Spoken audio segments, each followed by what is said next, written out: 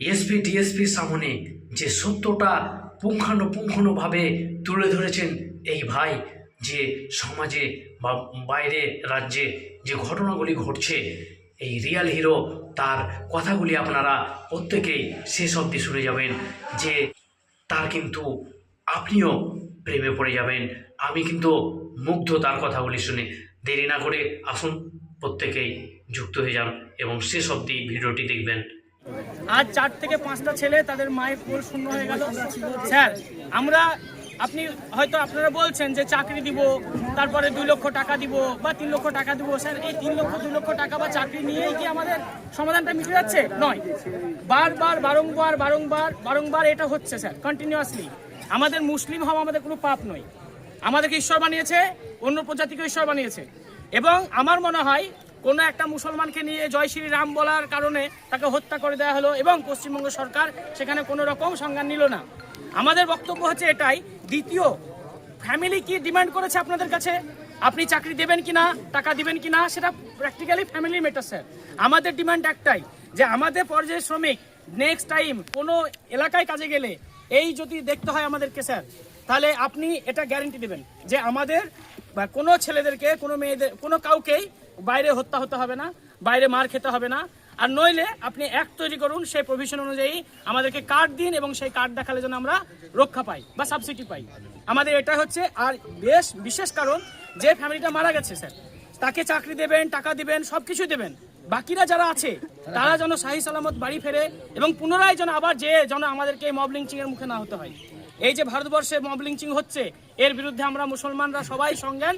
আমরা কিন্তু এই প্রথম এই বেলডাঙ্গাতে আন্দোলন হলো, এর থেকে স্যার এরপরে যদি আমাদের মধ্যে মব লিঞ্চিং হয়ে যদি কোনো ভাই মারা যায় মুসলিম হয়ে, ঠিক আছে, এর থেকে বিরাট নিথর আন্দোলন হবে স্যার। আমরা আর পিছু হটবো না, বা কোনো সরকারের কথা শুনবো না, কেন্দ্র সরকারের কথা শুনবো না।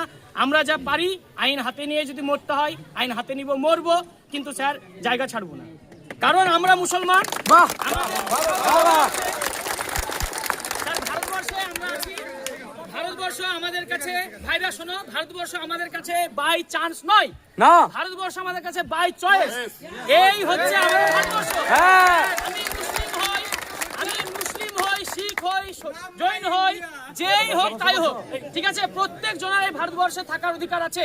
সংবিধান অনুযায়ী এই ভারতবর্ষের মাটি সবার মাটি, সবার মাটি, প্রত্যেকটা সমাজের মাটি। আমরা এই বক্তব্য বলে স্যার আপনার কাছে আমার রিকোয়েস্ট, আমাদের যেন এই ভাইরা খেটে খাওয়া মজুর, তাদের কাছে যেন হত্যা না হয়, আমাদের যেন প্রিভেনশন করা হয়, এর জন্য ব্যবস্থা স্যার আপনাকে নিতে হবে। আপনি যেহেতু আমাদের সরকারিভাবে, আপনি ছাড়া কেউ সহায়তা করতে পারবে না। এসপি স্যার দাঁড়িয়েছেন, ডিএম স্যার দাঁড়িয়েছেন, দুই আইপিএস অফিসার মিলে যদি আমাদেরকে যদি রক্ষা না করতে পারে, আমার মনে হয় ভারতবর্ষে আর কেউ রক্ষা করতে পারবে না। আমরা মুসলমান, আমরা কারো ক্ষতি চাই না।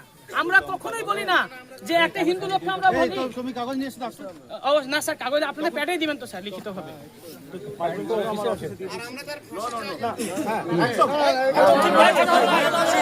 আমি বলি যে এই ক্রিমিনালরা এই জঘন্যতম অপরাধ করছে, এর জন্য স্যার আপনাকে কঠোরতম শাস্তি যদি প্রিভেনশন করা হয়, দ্বিতীয়বার এই জিনিসটা ঘটবে না। আমরা দেখছি কোন হিন্দু যদি কোনো মুসলমানকে মারা হচ্ছে, বিজেপি সরকার তাকে গলায় ফুলের মালা দিয়ে, তাকে চাকরি দিয়ে আরো উপরে ওঠানোর একটা চেষ্টা, মব লিঞ্চিং যেন বাড়ে। এই কারণে আমরা মব লিঞ্চিং এর বিরুদ্ধে। স্যার আপনি যা বলবেন বলুন স্যার, আজকে আমাদের একটু বলতে দিন। আজকে আমাদের কমের কি অবস্থা স্যার, আপনার থেকে বেশি আমরা হয়তো বলে আপনাকে বোঝাতে পারবো না। মুসলিম হওয়াটা স্যার কি অপরাধ? আজ উত্তরপ্রদেশে যান, আজকে বিহারে যান, ঝাড়খণ্ডে যান, যেখানে যাচ্ছে বাংলাদেশি বলে পশ্চিমবঙ্গের মানুষকে মারা হচ্ছে। আমাদের বাংলা তো আমাদের মা। আপনি ভাবো না, বাংলা আমার মা নয়, আমার মাতৃভাষা মানে বাংলা আমার মা। এই পশ্চিমবঙ্গের মুসলমানদের, এই পশ্চিমবঙ্গে হিন্দুদের, খ্রিস্টানদের সবার মাটি। এই পশ্চিমবঙ্গ থেকে স্বামী বিবেকানন্দের উত্থান হয়েছে, এই পশ্চিমবঙ্গ থেকে রবীন্দ্রনাথ ঠাকুরের উত্থান হয়েছে, এই পশ্চিমবঙ্গ থেকে, এই বাংলা থেকে কাজী নজরুল ইসলামের উত্থান হয়েছে। আমরা সেই ইতিহাসকে আবার আপনাকে দোহরা দিলাম। আপনি যেন আমাদেরকে সেভ করার জন্য দ্বিতীয় ডেটে যেন আমাদের কোনো মুসলিম ভাই বিদেশে কাজে গিয়ে যেন মর্মাহত না হতে হয়, এর গ্যারেন্টি স্যার আপনাকে লাগবে।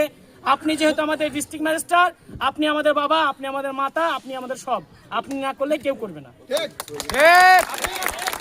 এবং আপনাকে বলছি স্যার, আপনি আপনি হেল্পলাইন নাম্বার জারি করুন স্যার। বিদেশে আপনি দেখবেন মালয়ালি একটা যে প্রজন্ম, মালয়ালি, যে কেরালায় আমি ছিলাম অনেকদিন, 7 বছর, ওইখানে মালয়ালির যদি আপনি গায়ে যদি একটা হাত তোলেন, কোনো মারাঠির গায়ে হাত তুলবেন, আপনি বুঝতে পারবেন সে এলাকা দাউ দাউ করে জ্বালিয়ে দিবে। কিন্তু আমরা মুসলমান কম, আমরা জ্বালাচ্ছি না। আমরা আইনের আওতায় আমাদেরকে নিজেকে ঠিক জায়গা রাখার জন্য আপনাদের হেল্পের অনেক দরকার। আপনারা যদি আজকে হেল্প না করেন, আমাদেরকে কেউ হেল্প করবে না। আজ রাজ্য সরকারের যে পরিস্থিতি, রাজ্য সরকার যেভাবে খেপাচ্ছে, কেন্দ্র সরকারও সেইভাবে খেপাচ্ছে। মুসলমান হিন্দু ছাড়া কোনো গল্প নাই। আমরা কিন্তু এই গ্রামেই, এই আমাদের রামেশ্বরপুর হাই স্কুলের ছাত্র, আমি ওখানে পড়াশোনা করেছি, আমার 24 জন স্যার, তারা হিন্দু। আমরা কিন্তু ভাবি নাই কোনোদিন, আমরা ভেবেছি ওনারাই আমার বাপ মা, শিক্ষাগুরু বাবা মা। তা আমরা ভেবেছি স্যার পানি লাগবে না, আপনি আমাদের জন্য স্যার এটাই করে দিন যেন মার না খেতে হয়। স্যার পানি আপনি দেবেন আমাদেরকে, পানি দিচ্ছেন, সবই দিচ্ছেন। এখন কথা বলছেন আজকে যিনি মারা গেছেন, সেই ছেলেটা স্যার, তার ফ্যামিলিকে কিভাবে আপনি সাহায্য করবেন স্যার, এটা তো আপনার ব্যক্তিগত বিষয়।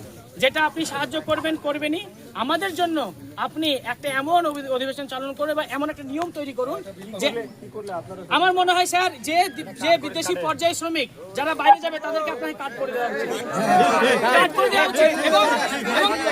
এবং কার্ডের সঙ্গে নয়, শুধু যদি হেল্পলাইন চালু করবেন এবং সঙ্গে সঙ্গে যেন পশ্চিমবঙ্গ পুলিশের সঙ্গে তাদের যোগাযোগ হয়।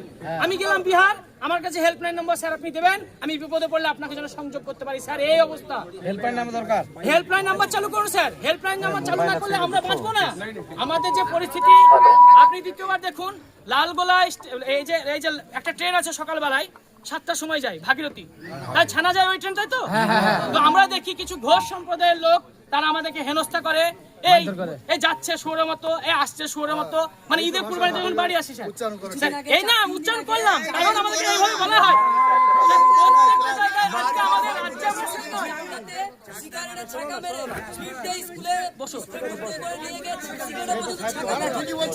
হ্যাঁ, যেভাবে মব লিঞ্চিং হচ্ছে স্যার।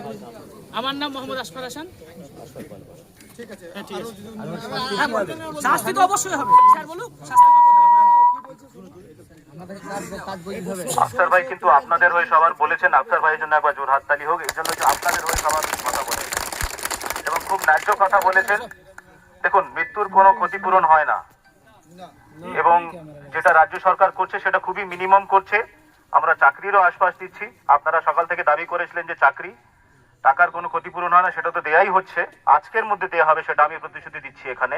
এবং চাকরিও যে আছে 7 দিনের মধ্যে তার বাড়ির লোকের চাকরি হবে, সেটাও আমি এখান থেকে প্রতিশ্রুতি দিচ্ছি।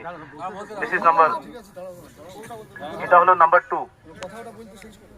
নাম্বার 3, ভাই আমার বললো যে বাইরে আমার অনেক পরিযায়ী শ্রমিক ভাইরা কাজ করেন বিভিন্ন জায়গায়, এবং মাঝে মাঝে যে আছে ঘটনাগুলো ঘটছে। আমি এখানে দাঁড়িয়ে, আমার একটা ভাই সাজেশন দিয়েছে এখানে যে একটা কন্ট্রোল রুম খুলতে হবে। আজ রাত 12টার মধ্যে কন্ট্রোল রুম খুলবো আজকে আমি।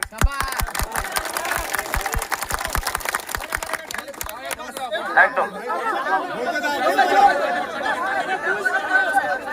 স্যার বলছে তো,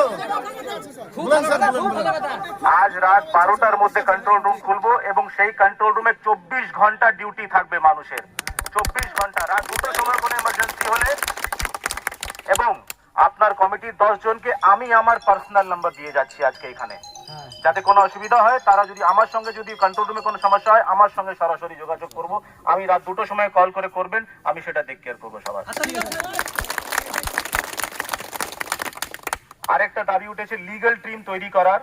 আমার এখানে 2টো ল অফিসার আছে, 2 জন ল অফিসারের মধ্যে যদি আপনারা অ্যালাউ করেন, আমি একজন ল অফিসারকে আজকেই দায়িত্ব দিচ্ছি যে এই, আর আমাদের যে লেবার কমিশনার আছে, আরেকজন আমার ডেপুটি ম্যাজিস্ট্রেট আছে, 3 জনকে মিলে আছে একটা টাস্ক ফোর্স করছি। যতগুলো লিগ্যাল সমস্যা, তার জন্য আজকে লিগ্যাল একটা টাস্ক ফোর্স তৈরি হচ্ছে। আজকে সন্ধ্যে 6টার মধ্যে সেটা তৈরি হবে এবং সেটা লিখিত অর্ডার হিসেবে বার করব আমি এবং আপনাদেরকে দেবো আমি। দিস ইজ আরেকটা যে সাজেশন খুব ভালো এসছে, সেটা হচ্ছে পরিযায়ী শ্রমিকের কার্ড। কার্ড হলে খুব সুবিধা হবে। আমি একদম না, আপনি একদম ঠিক বলছেন, একদম ঠিক বলছেন। কার্ডের ব্যবস্থা আমি ইমিডিয়েটলি এখান থেকে আমি মাননীয় মুখ্য সচিব ম্যাডামের সঙ্গে কথা বলবো এবং যত শীঘ্রই সম্ভব কার্ডের ব্যবস্থা করার চেষ্টা করবো সবার জন্য। থ্যাংক ইউ, খুব ভালো থাকবেন। আপনাদেরকে হাত জোড় করে আমি ক্ষমা চেয়ে নিচ্ছি। আপনারা প্লিজ, এত মানুষ যাত্রী দাঁড়িয়ে আছেন, অ্যাম্বুলেন্স দাঁড়িয়ে আছে, তাদেরকে কষ্ট দেবেন না। আমরা যা যা আপনারা বলেছেন সব মেনে সব কিছু নেই।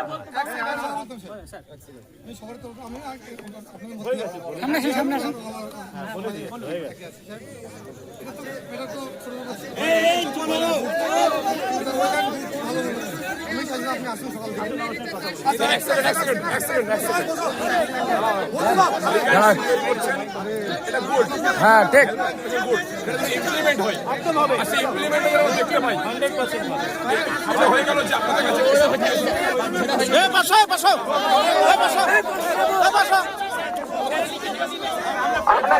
আপনাকে লিখিত লাগবে, লিখিত আমি করে দিচ্ছি।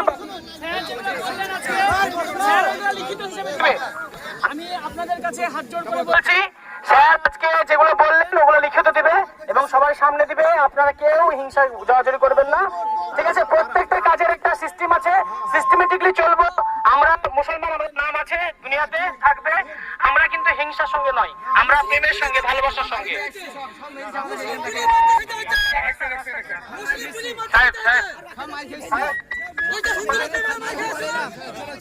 মুসলিম বুড়ি মাইটা খাইছে, মুসলিম বুড়ি মাইটা খাইছে।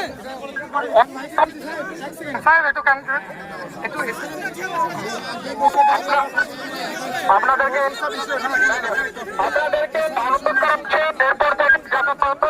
আপনি বলেছিলেন, আমরা ডিএম সাহেবকে ডেকেছি। ডিএম সাহেব আপনার 3টাই দাবি মেনেছেন। এখন থেকে এখন যে রাস্তা আছে, রাস্তা অবরোধ রয়েছে, ক্লিয়ার করে দেবেন। আরে যে খুন করছে সে তার কি হবে, যে মেরে দিয়েছে তার কি হবে? একটা ভাই ভাই আর কিছু বলবে, বলে দাও। যে উদ্দেশ্যে আশা করি 99% ক্লিয়ার আছে। তো সব বন্ধুদেরকে আমি রিকোয়েস্ট করবো, এদের সঙ্গে কোঅপারেট করো, ক্লিয়ার করো। আর আমার ভাই রিকোয়েস্ট করতে, চাকরি আমার অফিসে দিতে হবে। আমি আমার অফিসে চাকরি দেবো ভাইকে, ওর পরিবারকে। আচ্ছা,